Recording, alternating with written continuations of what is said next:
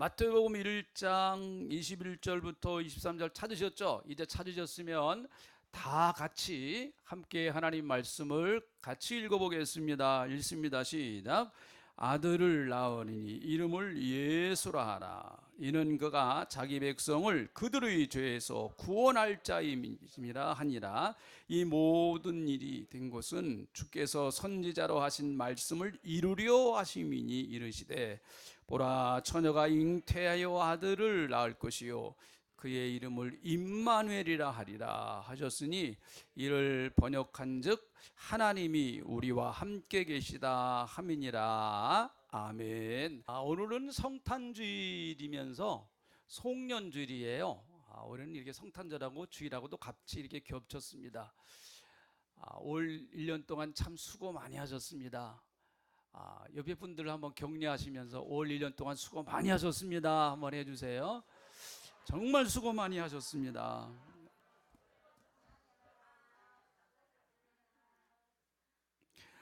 코로나 기간이 아직 다 끝나지를 않았습니다. 3년째가 되죠. 올해 3년째. 그래도 올해 크리스마스는 인원 제한이 없이 드리게 돼서 그나마 그래도 감사합니다. 작년도 좀 인원 제한이 있었던 것 같고요. 첫 해에는 정말 정신없이 인원 제한이 아주 강력하게 제재가 있어서 참 제대로 크리스마스를 지냈는가 안 지냈는가 저희도 정신이 없이 이렇게 아무튼 보냈습니다마는, 그래도 올해는 마음껏 성전에 모여서 아기 예수님 탄생을 축하하게 된 것을 진심으로 감사를 드립니다. 우리 성탄 그러면은 천사들이 베들레헴 그 들판에서 찬양을 했던 그 찬양이 아주 대표적인 거죠. 하나님께는 영광, 땅에서는 평화. 이게 아주 성탄의 가장 중요한 그 의미를 천사들이 아주 요약해서 찬양을 한 것이라고 봅니다. 하나님께는 영광, 또 땅에서는 기뻐하심을 입은 모든 사람들 중에 평화, 영광과 평화, 이게 성탄을 대표하는 큰 중요한 내용이 아니겠습니까? 자, 어쨌든 오늘 이 본문 말씀을 보면은 예수님의 탄생에 관한 말씀인데요. 마리아가 임신을 했다고 하는 이야기를 요셉이 듣고 굉장히 괴로워하는 모습이 나옵니다. 두 사람은 정혼을 했다고 했는데, 정혼은 우리나라로 말하면 약혼보다도 강한 구속력을 가지고 있는 거예요. 그래서 한 1년 정도 지나면 이제 부부가 되어서 생활하는 것을 말합니다. 그래서 정혼하는 것을 깬다고 하는 것은 거의 그 당시에 정말 쉽지 않은 그런 거였습니다. 마리아와 이제는 얼마 안 있으면 같이 부부로 살아야 되는데, 마리아가 임신했다고 하는 이야기를 듣고 요셉은 이것 때문에 굉장히 고민을 하고 또 여러 가지 많은 그 생각을 했겠죠. 그런데 그때 요셉에게 주의 사자가 나타나서 그 정황을 쭉 얘기를 하고 있습니다. 자, 20절에 있는 말씀 보겠습니다. 20절에 있는 말씀 보시죠. 자, 제가 읽어보겠습니다. 이 일을 생각할 때, 그 요셉이 이 일이란 말은 자기의 아내 될 사람 마리아가 임신했다고 하는 그 사건을 말합니다. 생각할 때, 여기서 생각한다는 얘기는 깊이 생각한다는 거예요. 이 헬라어 의미는 아주 고민하면서 생각한다. 생각한다고 하는 것보다 더 적절한 표현은 번뇌한다. 뭐 그런 표현이 더 사실은 적절한 표현 같습니다. 자, 그럴 때 주의 사자가 현명하여 이르되 다윗의 자손 요셉아, 내 아내 마리아 데려오기를 무서워하지 말라. 그에게서 잉태된 자는 성령으로 된 것이니라. 그렇게 말씀해요. 성령으로 된 것이다.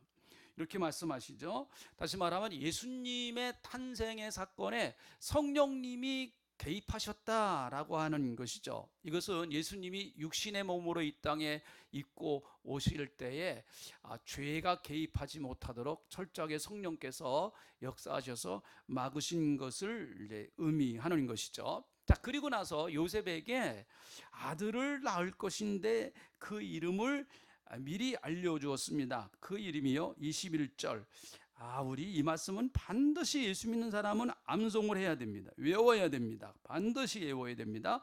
자, 21절 같이 큰 소리로 읽어봅니다. 시작. 아들을 낳으리니 이름을 예수라 하라. 이는 그가 자기 백성을 그들의 죄에서 구원할 자임이니라 하시니라. 아멘. 우리 여자분들부터 먼저 해보시겠습니다. 여자분들 한번 해보시죠. 시작.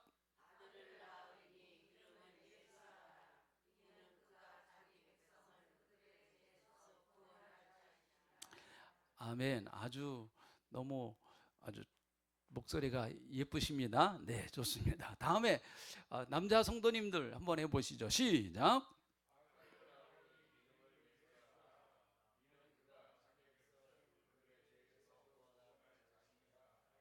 아멘.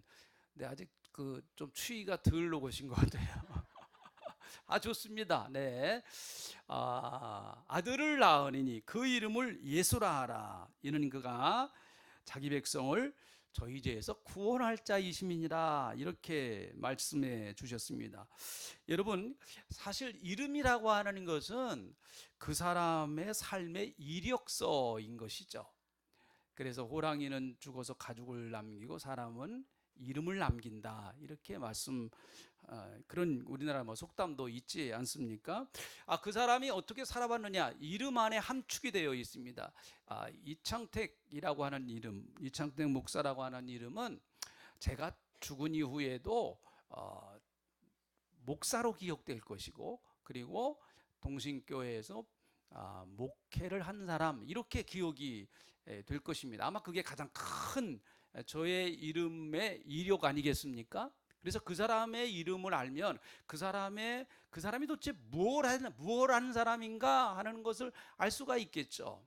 여러분의 그 이름도 다 마찬가지입니다.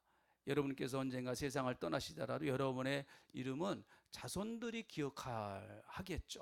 그러면 자손들이 우리 할머니, 우리 어머니 조남은 이러셨는데 그분은 이런 일을 하셨다 하는 것을 자손들이 기억을 하지 않습니까? 여러분, 유대인들은요 그 이름을 대단히 소중하게 생각합니다. 유대인들하고 우리나라 사람들하고 습관이 풍습이 비슷하다고 하는 얘기를 여러분에게 몇 번 말씀드렸잖아요. 우리나라도 이름을 굉장히 중요시 여겼습니다. 지금은 좀 덜하지만은 옛날에는 그래서 이름을 아주 짓느라고 굉장히 고민을 많이 했어요. 이름을 굉장히 고민을 많이 했습니다. 우리가 자녀를 낳을 때도 대부분 옛날에는 이제 할머니, 할아버지가 안 계신 분은 이제 할머니, 할아버지가 대부분 많이 져서 이름을 졌죠. 그것은 그만큼 이름이 중요하기 때문에. 요즘은 다 그 엄마 아빠가 이름을 짓기도 합니다만은 그래서 성경에서 정말 중요한 역할을 해야 될 사람들은 하나님께서 직접 이름을 지어 주었습니다. 그 가장 대표적인 분이 바로 예수님이시죠. 아들을 낳으리니 이름을 무엇이라 하라고요? 예수로 하라. 할렐루야. 예수로 하라. 그렇게 말씀하고 있습니다. 여러분, 하나님의 천사가 가르쳐준 이름은 예수라고 하는 이름입니다. 예수란 말은 구원자라고 하는 뜻이에요. 구원자. 우리 예수 믿는 분들 다 우리가 이 이름의 뜻은 분명히 다 알고 계셔야 됩니다. 자, 예수라고 하는 이름은 무슨 뜻이라고요? 구원자. 다시 좀 아주 확신을 가지고, 굉장히 중요한 이름이잖아요. 다시, 예수라는 이름은 무슨 뜻이라고요? 구원자. 네. 그래서 누구든지 주의 이름을 부르는 자는 구원을 얻으리라. 주의 이름을 부르는 자는 구원을 얻으리로다. 우리 찬송 과거에 많이 하지 않았습니까? 예수 이름의 뜻이 구원자이기 때문에 그런 것이죠. 그래서 여러분, 구약 성경에서는 여호수아라는 말과 똑같은 말이에요. 여호수아. 신약에서는 예수. 그러니까 히브리 말로는 여호수아, 헬라어로는 예수. 같은 의미의 구원자라고 하는 말인 것입니다. 여러분, 이스라엘 백성들을 애굽에서 이끌어낸 사람은 모세지만, 그러나 그들이 최종적으로 들어가야 할 가나안 땅으로 그들을 이끌고 간 사람은 모세가 아니라 여호수아였습니다. 여호수아. 굉장히 중요한 의미를 가지고 있는 거죠. 지금 뭐 그 얘기를 다 말씀드릴 수 없습니다. 자, 여호수아가 이스라엘 백성들을 가나안 땅으로 들어가서 그들을 정착하게 만들었습니다. 그 당시에 가나안 땅에는 크게 7족속들, 부족들이 가나안 땅을 서로가 분할해서 점령해서 다스리고 있었는데, 여호수아가 들어가서 가나안 7족속을 다 몰아냈습니다. 그리고 이스라엘 백성들이 가나안 땅에서 살 수 있는 그런 놀라운 구원의 역사를 이루어 주신 것이죠. 그것과 마찬가지로 예수님은 우리를 죄에서 구원할 자이시다라는 것이죠. 성탄절이 기쁜 이유, 매년 우리가 성탄절마다 반복해서 드리는 말씀이지만은, 성탄절이 정말 기쁜 이유는 무엇인가 하면, 여러분, 성탄절이 기쁜 이유는 예수님이 이 땅에 오셨기 때문에 기쁜데, 예수님이 이 땅에 오신 이유가 뭐가 도대체 그렇게 기쁜 것이냐? 누가복음 2장 10절부터 11절에 있는 말씀은 이번 달에 우리가 암송하는 말씀 가운데 하나예요. 자, 누가복음 2장 10절부터 11절 읽어보겠습니다. 시작. 천사가 이르되 무서워하지 말라. 보라, 내가 온 백성에게 미칠 큰 기쁨의 좋은 소식을 너에게 전하노라. 오늘 다윗의 동리에 너희를 위하여 구주가 나셨으니 곧 그리스도 주시니라. 아멘. 온 백성에게 미칠 큰 기쁨의 좋은 소식을 전한다라는 것이죠. 온 백성이라고 하는 것은 국가와 민족, 여러분, 종족을 다 초월한 거예요. 한국 사람만 기뻐하는 게 아니라, 여러분, 온 인류, 모든 족속 다 누구나 기뻐할 만한 좋은 소식을 전한다라는 얘기죠. 서양 사람뿐만 아니라 동양 사람, 또 어린아이뿐만 아니라 나이 드신 연로하신 어르신들, 많이 배운 사람뿐만 아니라 못 배운 사람, 누구라도, 어떤 사람이라도 여러분 다 분별 없이 차별 없이 좋은 소식이다. 그분이 바로 예수님이신데, 그분이 구원자로 이 땅에 오셨다라는 것이죠. 그래서 그것이 기쁨의 좋은 소식이에요. 우리 대한민국 사람들이 간절하게 원하는 그 소원이 있습니다. 요즘 젊은 사람들은 좀 덜한 것 같은데, 그래서 우리는 우리의 소원 그러면은 대번 다 같이, 또 연세 좀 있으신 분들은 통일이라고 나옵니다. 근데 요즘은 젊은 분들은 안 통일 그러시는 것 같아요. 젊은 사람들은 별로 그렇게 통일을 좀 원하지 않는 것 같아요. 그런데 뭐 저희 그 나이 또래나 그 이상 되신 또 뭐 50대까지도 좀 그런 것 같아요. 우리의 소원은 그럼 통일입니다. 이게 대번 이제 나오죠. 그만큼 우리에게는 통일이 절실한 것입니다. 그렇지만 우리나라의 통일을 원치 않는 나라도 있을 것 같기도 해요. 제가 어느 나라라고 말은 안 합니다. 네. 또 그런 나라는 우리나라가 통일되는 거 별로 원치 않을 수도 있단 말이죠. 그러니까 우리나라에게는 좋은 소식이 됐을지 모르지만, 뭐 다른 나라 사람들에게는 우리나라가 통일되는 게 뭐 그렇게 좋은 소식일 수 있겠습니까? 무기 팔아먹는 나라는 우리나라가 통일이 안 되기를 원할 수도 있겠죠. 그래야 우리나라가 무기도 사고 북한도 무기도 사고 그렇잖아요. 그렇지만 여러분, 예수님의 탄생의 소식은 그런 것 다 떠나서 온 백성에게 미칠 큰 기쁨의 좋은 소식이다. 그 이유는 바로 예수 그리스도께서 이 땅에 구세주, 우리의 죄를 구원할 구세주로 오셨기 때문이다 라는 것이죠. 미국의 클리블랜드에서 조용히 아주 이름 없이 살던 평범한 66세 노인이 갑자기 잡혀서 기소가 되었습니다.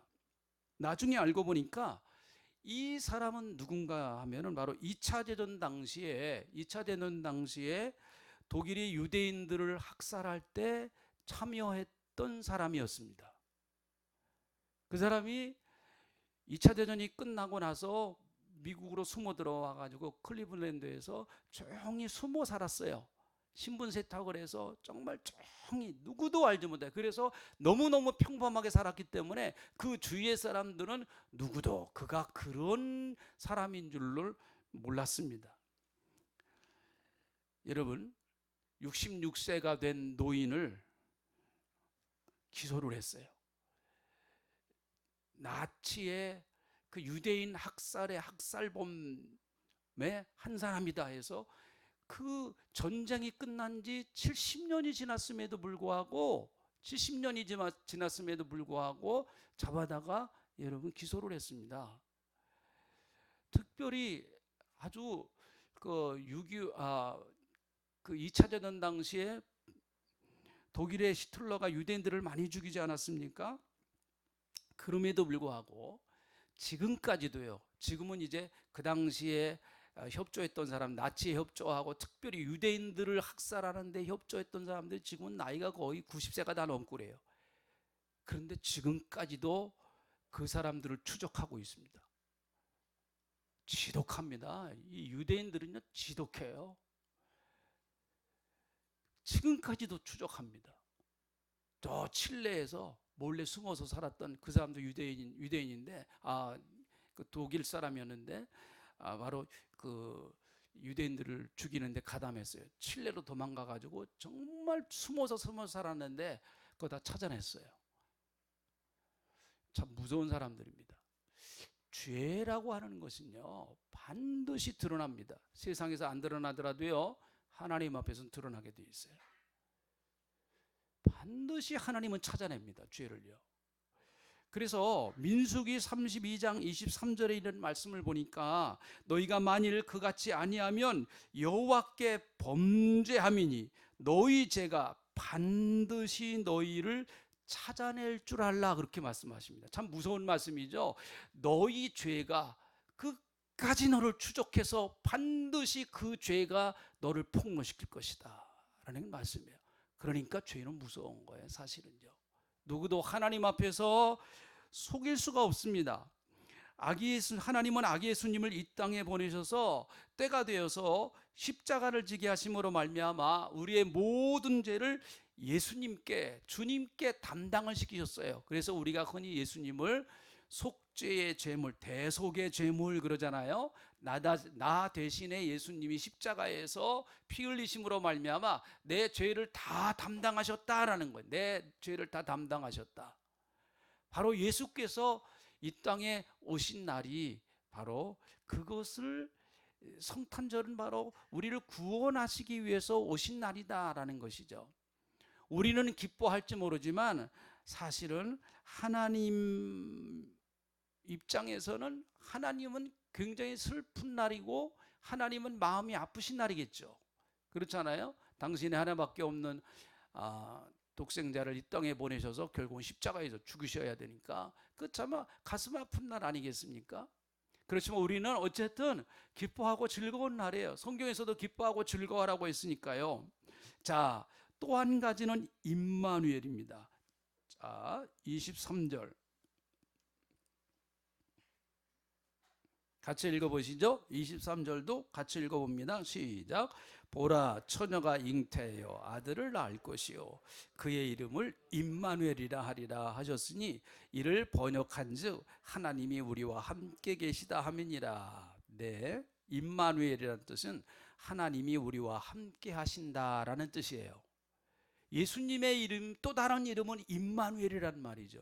임마누엘, 하나님이 우리와 함께 하신다. 같이 한번 해보죠. 시작. 하나님이 우리와 함께 하신다. 할렐루야. 하나님이 우리와 함께 하신다라는 뜻입니다. 그러므로 여러분, 예수라고 하는 뜻은 죄 문제를 해결하신다라고 하는 뜻이에요. 우리의 죄 문제를 해결하셨다, 그런 뜻입니다. 예수를 믿으면 여러분 어떠한 죄라도 해결돼요. 예수를 믿으면은요, 구원받습니다. 아무리 큰 죄인이라고 할지라도, 어떠한 흉악한 죄인이라고 할지라도 여러분 예수를 믿으면 구원받고 죄로부터 사함받고 죄로부터 용서함 받는 거예요. 그게 예수 그리스도의 그 보혈의 능력입니다. 우리도 다 그렇게 돼서 구원받은 줄로 믿습니다. 늘 제가 여러분에게 말씀드리지만 아직까지도 예수 그리스도를 여러분 마음속에 혹시 모시지 못하신 분들이 계시다고 하면 오늘 모시세요. 오늘 예수님을 마음에 모시세요. 제가 반복해서 계속 말씀드립니다. 왜요? 하나님 앞에 우리는 어차피 서야 될 사람이기 때문에 그렇습니다. 하나님이 물어보세요. 그것에 대해서 여러분에게 답을 제가 답안지를 미리 드리는 거예요. 믿음으로 믿고 예수를 나의 구주로 시인하고 그리고 나서 예수님은 나의 구원자라고 하나님 앞에 그렇게 말씀을 드리라고 답안지를 여러분에게 제공해 드리는 거예요. 잊지 마세요. 할렐루야. 그때 가서 또 딴 얘기하지 마세요. 저 동신교회 다녔는데요. 아유, 소용없어요. 동신교회 다닌 거하고 구원받는 거하고는 아무런 소용없어요. 네, 아무런 소용없습니다. 구원받고 동신교회를 다녀야 돼요. 예수를 믿고 다녀야 돼요. 자, 두 번째, 임마누엘. 임마누엘이라는 뜻은 하나님이 우리와 함께 하신다라고 하는 뜻인데요. 하나님이 도대체 왜 우리와 함께 하실까요? 여러분, 예수 믿은 이후에 사실은 천국까지 가는 그 과정은 어때요? 우리가 신앙생활을 하면서 천국까지 가야 되는데 그 천국까지 가는 과정은 성경은 좁은 길이라고 말합니다. 예수 믿는 사람들이 가는 길은 넓은 길이 아니에요. 좁은 길이에요. 넓은 문이 아닙니다. 좁은 문입니다. 이 길로 가야 된단 말이에요. 좁은 길로 가야 돼요. 그러니까 세상 사람들은 이 좁은 길로 가기를 원치 않습니다. 안 가요. 가려고 하지 않습니다. 다 어리석어 보이고, 여러분 좁은 길로 가려고 하는 사람들이 다 여러분 저 사람은 왜 저러나, 왜 쉬운 길 놔두고 저렇게 어려운 길로 가야 하는가. 구원받지 않은 사람들은 예수 믿는 사람들에게 그렇게 말합니다. 좁은 길, 어려운 길이에요. 여러분 신앙생활하는 거 그렇게 쉽게 생각하시면 안 됩니다. 절대 쉽게 생각하시면 안 돼요. 그럼 신앙생활 물러야 되겠네요. 물를 수도 없어요. 하나님 안 물러줘요. 물를 수도 없어요. 우리는 죽으나 사나 천국 가야 돼요. 죽으나 사야라는 말이 좀 너무 이게 좀 그렇다, 표현이 그런데 어쨌든 천국 가야 됩니다. 할렐루야. 우린 뒤로 물러설 수 없는 사람이에요. 이제 우리는 천성을 향해서 한 걸음 한 걸음 한 걸음 앞을 향해서 가야 될 사람들입니다. 하나님이 우리를 포기하세요? 안 하세요. 하나님이 예수님을 십자가에 못 박아서 우리를 구원했는데 하나님이 우리를 포기하시려고요? 절대 포기하시지 않습니다. 그러니까 여러분, 천국까지 가는 길이 좁은 길이고 십자가의 길입니다. 그래서 예수 믿고 구원받아서 신앙생활 하다 보면 시험도 있고 고난도 있고 어려움도 많고 마귀와 싸워야 되고 죄악과도 싸워야 되고 미혹과도 싸워야 되고 유혹과도 싸워야 되고, 미혹, 유혹, 아주 옥자 들어가는 거 조심해야 돼요. 옥자, 이거 미혹, 유혹. 그 혹은 아닌데 혹이에요. 여기서 미혹, 유혹입니다. 아무튼 이 옥자, 혹자 조심하십시오. 이런 것들이 수시로 우리를 찾아와 가지고 우리의 신앙을 넘어뜨리려고 합니다. 신앙이 그래서 만만치를 않은 거예요. 주님 따라가는 길이 만만치 않습니다. 교회에서 주님의 일을 하는 것도 만만치 않고, 세상에 나가서 주님 자녀답게 살아가는 것도 결코 만만치 않습니다. 사랑하는 성도 여러분, 신앙생활을 제대로 하려고 하면 반드시 반대 세력이 등장을 해요. 예수님이 탄생하시자마자 여러분, 예수님을 죽이려고 했던 세력이 등장했습니다. 그게 누군가 하면 헤롯 대왕이에요. 헤롯 대왕. 예수님이 탄생하시자마자 예수님을 죽이려고 해요.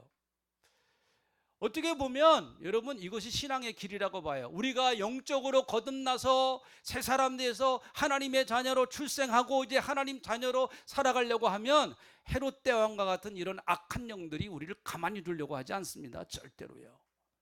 죽이려고 하죠. 예? 바로 신앙생활을 못하게 하려고 합니다. 사탄이 여러분, 헤롯과 같은 이 원수마귀 사탄이 등장해가지고 우리를 흔들어대기를 시작을 하는 것이죠. 그래서 예수님은 베드로를 향해서 그렇게 경고를 하고 있습니다. 베드로야, 마귀는 너를 밀가부르듯 하였다 라고. 밀가부르듯 하였다. 이 밀가부르듯 하였다고 하는 얘기 젊은 사람 잘 모를 거예요. 근데 좀 연세 드신 분들 알죠? 이거 키질 해보셨어요? 키질이요? 체라고 이거 하는 거 있잖아요, 이거. 네.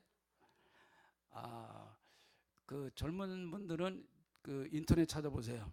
자, 누가복음 22장 31절부터 32절에 보니까 시몬아 시몬아 보라 사탄이 너를 밀가부르듯 하려고 요구하였으나 그러나 내가 너를 위하여 내 믿음이 떨어지지 않기를 기도하였노니 너는 돌이킨 후에 내 형제를 굳건하게 하라. 그렇게 말씀합니다. 사탄이 너를 밀가부르듯 하려고 요구했다. 계속 사탄이 베드로를 막 흔들어 댄다는 거죠. 흔들어 댄다는 거예요. 여러분,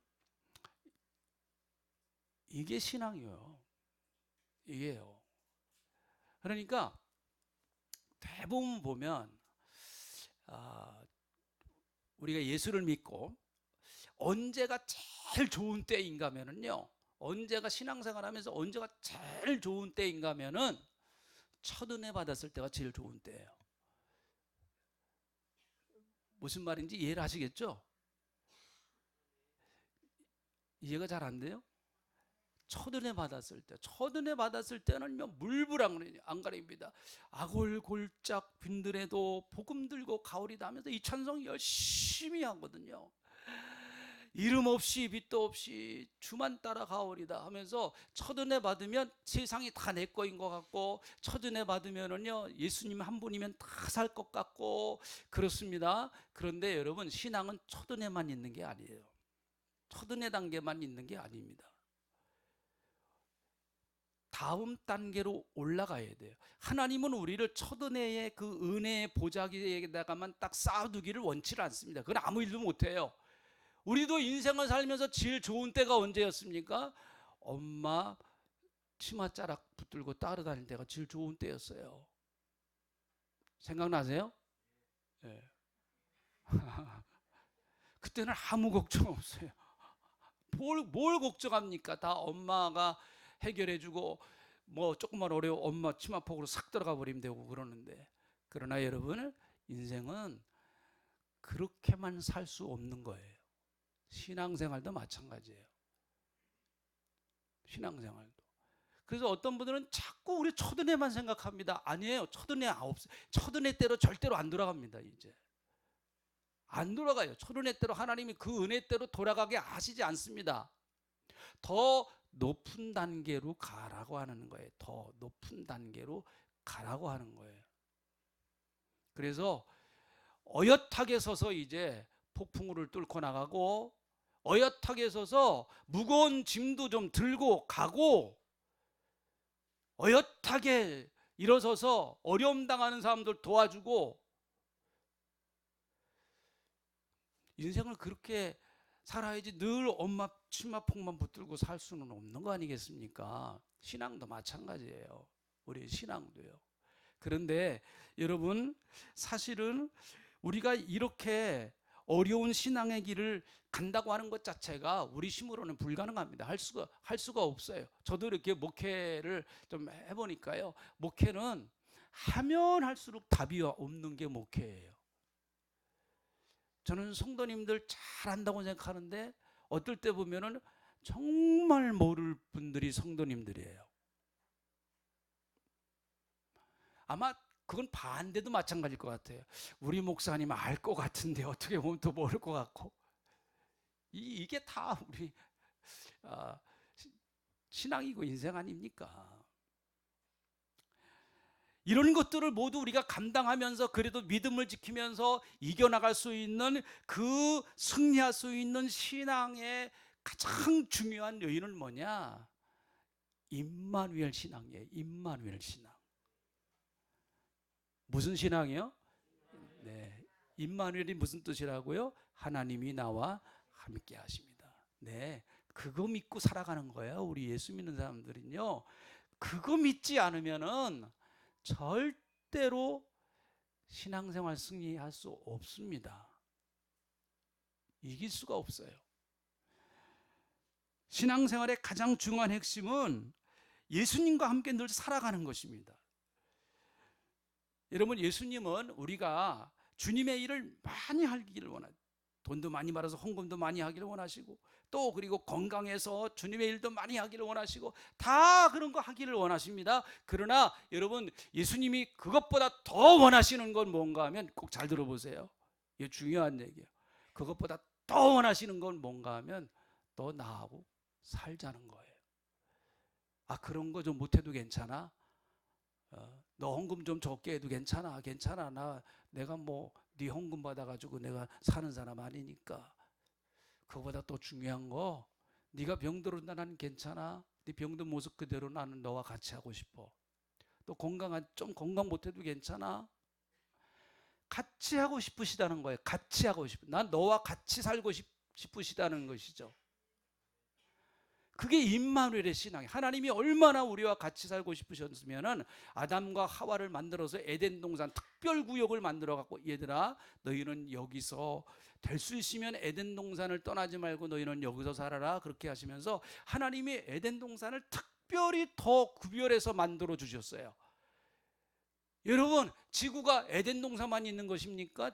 지상에요? 딴 것도 많이 있죠. 좋은 것도 더 있을 수 있습니다. 그러나 하나님은 특별히 에덴 동산을 구별해서 너희는 여기서 좀 나와 함께 살자라는 거예요. 에덴 동산에서. 그래서 여러분, 사실은 아담과 하와는 에덴 동산에서 뭐 특별히 할 만한 게 없었어요. 뭐가 뭐 다 채워졌는데, 거의 다 있는데 뭐가 그렇게 열심히 나가서 땀 흘리면서 그냥 죽자 살자 그렇게 하지 않아도 다 사실은 그곳에서 살 수 있었어요.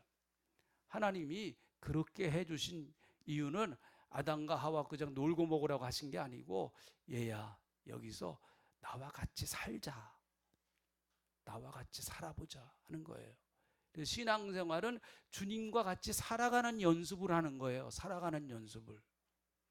네? 자, 이거 중요한 얘기예요. 꼭 기억하세요. 한번 따라 합시다. 신앙생활은 하나님과 함께 뭐라고요? 살아가는 연습을 하는 거예요. 살아가는. 이 땅에서 살아가는 연습을 해요. 그러다가 다 살아가는 연습이 돼서 어느 정도 때가 되면 하나님 나라로 이사 가는 거예요. 그래서 하나님과 함께 그곳에 가서 아예 영원히 같이 사는 거예요. 그게 신앙생활이란 말이죠. 연세 드시고요, 나이가 들면요 좋아할 사람 아무도 없습니다. 누가 좋아해요, 여러분? 네? 연세 드신 분들을 누가 좋아합니까? 저희 아버님도 마지막 돌아가시는 때 이렇게 제가 임종은 저밖에 못했어요. 또 요양원에 그 당시 계셨으니까. 거의 이제 제가 마지막, 이게 사람 뭘 거리, 이게 사람이요, 이게 정말. 그래서 제가 영상으로 찍어놨는데 지우진 않았어요. 여태까지 가지고 있어요. 근데 잘 안 봐요. 아버지에 대한 좋은 추억을 가지려고 그거 보면은요, 어떻게 마지막이 정말, 이 육신은 너무 추해. 너무 추해. 자식이라도요, 누가 좋아하겠어요? 자식이라도. 네?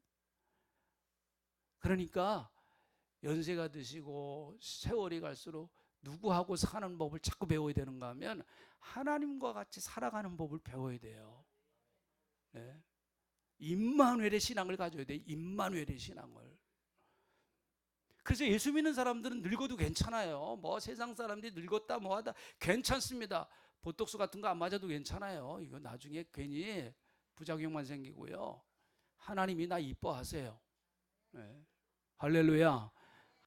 구약 성경에서 하나님이 같이 하셨다라고 하는 표현, 그 성경에 이제 그런 표현이 나와. 하나님이 함께 했다라고 하는 표현이 가장 많이 나온 사람이 누군가 하면 다윗이에요.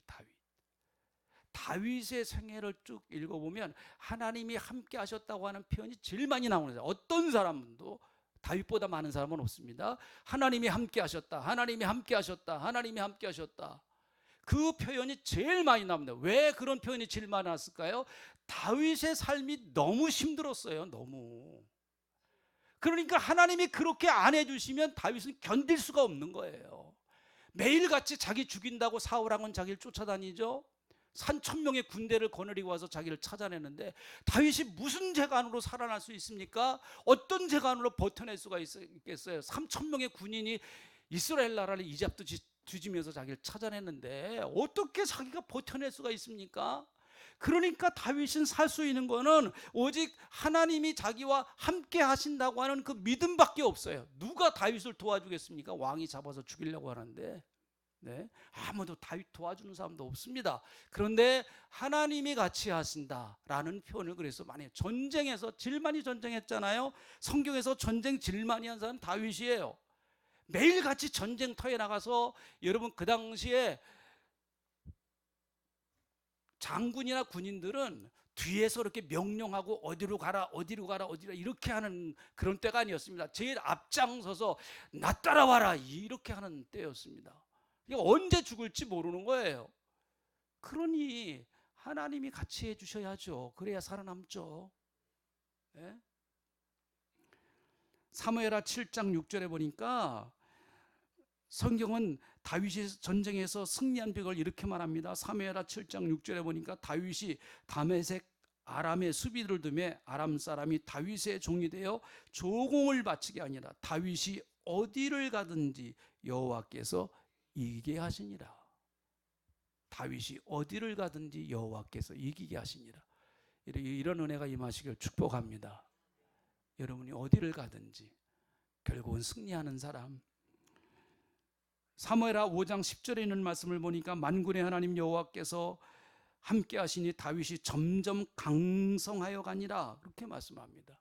그러니까 다윗은 여러분 베들레헴 말구의 베들레헴이 고향 아닙니까? 예수님하고 고향이 같아요. 고향이 같습니다. 다윗하고 예수님하고 고향 같은 사람이.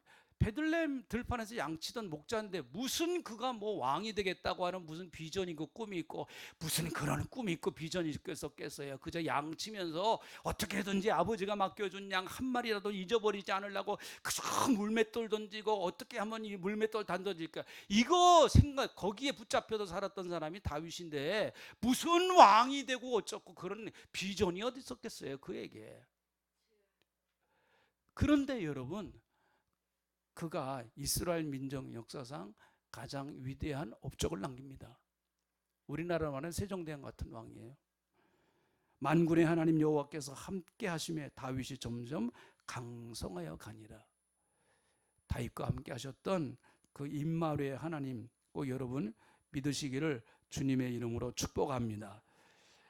뉴욕타임즈가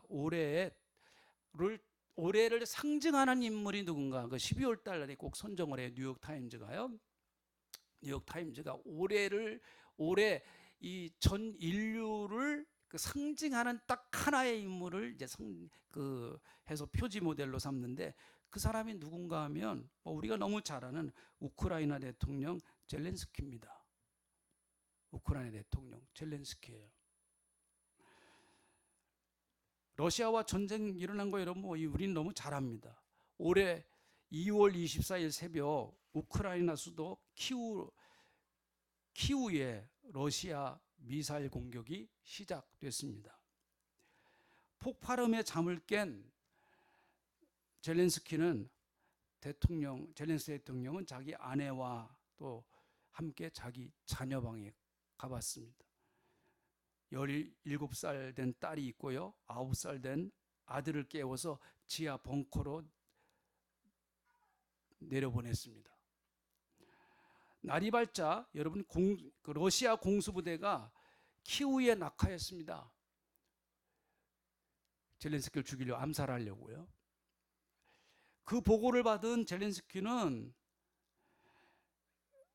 경호팀들이 대통령궁에 있는 방탄복과 총을 그에게 지급을 해 주었습니다.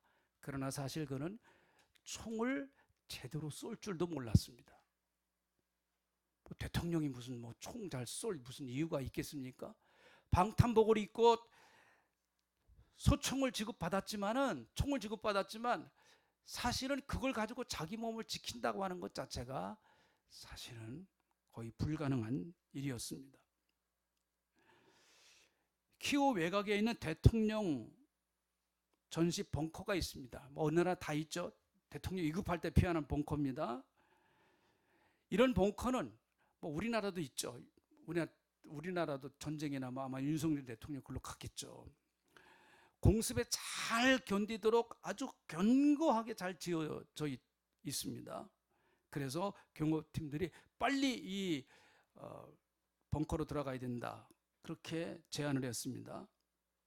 그 당시에는 이미 정부와 군의 간부들이 벌써 많이 이탈을 했던 그런 때였습니다. 다 자기 살려고 도피를 상당히 많이 했던 그런 때였습니다. 그런데 그럴 때 젤렌스키는 이런 말을 했습니다.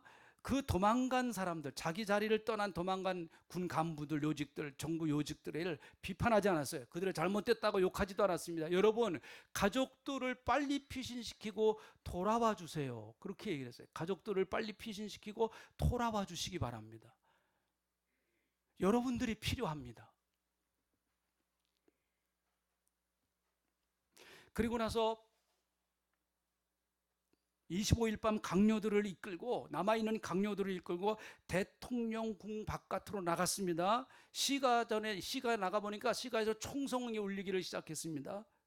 총성이 울리는 거리에 가서 그가 자기 핸드폰으로 찍은 40초 동영상을 그곳에서 찍었습니다. 그리고 그것을 인터넷에 올렸습니다. 근데 그곳에서, 그 동영상에서 중요한 말 한마디가 온 세계에 있는 사람들을 감동을 시켰어요. 그게 무슨 말인가? 딱 한마디 말이에요. 우리는 아직까지 여기에 있습니다. 이 말 한마디가요, 많은 사람들, 우크라이나 국민들을 감동시켰고요, 그리고 우크라이나 군인들을 감동시켰습니다. 전쟁터에 나가서 싸워야 되느냐 말아야 되느냐, 러시아 군대와 싸워야 되느냐 말아야 되느냐, 나도 도망가야 되나, 이런 군인들에게 용기와 희망을 줬습니다. 우리는 아직 총성이 울리고 있는 이곳에 있습니다. 다시 말하면 대통령이나 도망가지 않았다라는 건 얘기죠.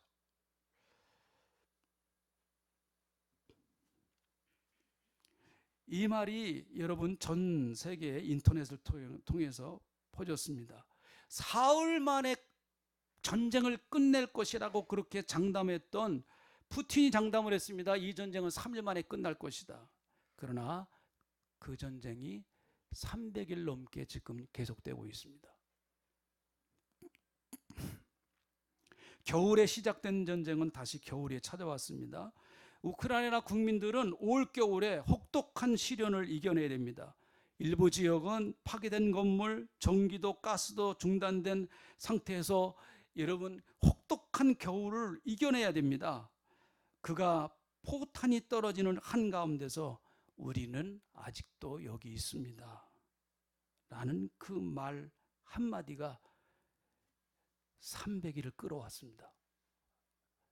러시아와 맞서서 300일을 끌어와서 우리는 아직도 여기에 있습니다. 그 이야기를 듣는 국민들이나 군인들은 그 어려움을 지금까지 견뎌내고 있습니다. 나라가 어려울 때 나라를 버리고 도망간 지도자의 모습과는 너무나 다른 모습인 것이죠. 사랑하는 성도 여러분, 예수님은 결코 우리 버리시지 않습니다. 임마누엘이세요. 임마누엘로 오셨어요. 내가 너와 같이 할 거다. 난 너와 같이 살기로 작정했어. 네가 어떤 곳에 있든, 네가 전쟁의 한복판에 있든, 아니면 시련의 한복판에 있든, 아니면 시련의 고된 그 강을 건너가는 그때이든, 무슨 형편에 있든 나는 거기에 있는 거야. 그게 임마누엘이에요. 그 은혜가 임하시기를 축원합니다. 기도하겠습니다. 2023년도 성탄주일 그리고 송년주일, 올 한해도 이렇게 한 해를 뒤돌아보면, 우리가 살아온 삶을 뒤돌아보면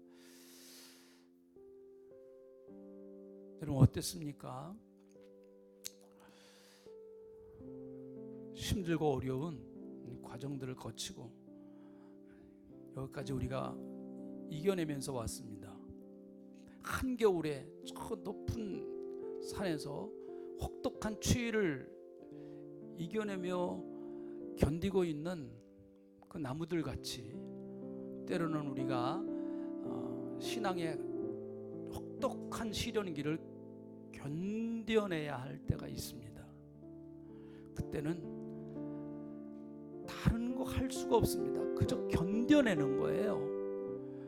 겨울에 나무가 새싹을 새로운 음을 못 돋아냅니다. 그저 버텨내고 견뎌내는 거예요. 왜요? 봄은 오니까요. 나무도 알아요. 봄은 내가 잘 견뎌내면 봄은 온다. 나무도 압니다, 여러분. 그래서 견뎌내는 거예요. 우리가 왜 견뎌낼까요? 하나님이 임마누엘이시기 때문에, 예수님이 임마누엘이시기 때문에 그렇습니다. 그래서 우리 견뎌낼 수 있어요. 견뎌내십시오, 여러분. 하나님, 오늘도 우리 성탄절을 맞이해서 2000년 전에 저 베들레헴 말구육간 가장 낮은 곳에 오셔서 나는 인생을 이렇게 시작한다. 그리고 너희와 같이 할 거다. 너를 위해서 내가 내 목숨을 준다. 십자가에서 말씀하신 주님의 그 성탄을 우리가 다시 기억하며 어떤 상황 가운데서도 끝까지 예수님 십자가 붙들고 승리하는 임마누엘의 신앙을 가지고 승리하는 저희들이 다 되게 하나님 은혜를 베푸시고 도와주시기를 간절히 빌고 원합니다. 같이 하여 주시옵소서. 이 가운데는 육신의 질고로 인하여 또 여러 가지 상황과 환경 여러 가지 복잡한 사연들 때문에 힘들어하는 그런 성도들도 계십니다. 주님, 임마누엘 신앙 갖게 하여 주시옵소서. 감사합니다. 예수님의 이름으로 기도하옵나이다. 아멘.